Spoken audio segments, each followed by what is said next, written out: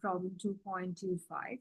So we need to sketch the wave function for the next lowest bound level in figure 2.5.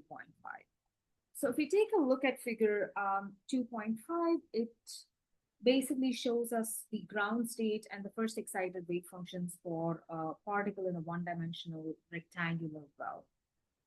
So your ground state wave function as shown in figure 2.5, forgive my drawing, is something like this. For n equals 2,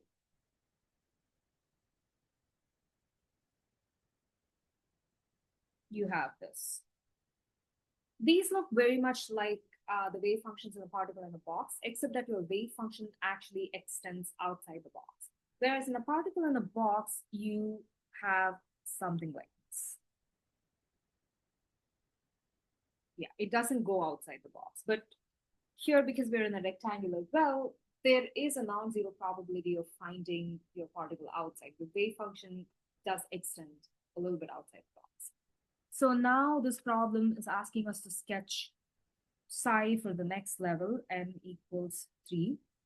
So for n equals 1, we have 0 nodes. For n equals 2, we have 1 node.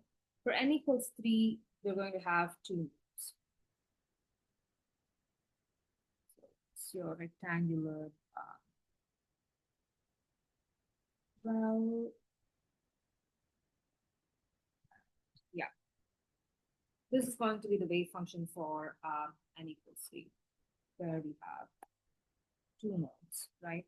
And for a particle in a box, we would have, yeah, something like that. Yeah, I'm really terrible at drawing this.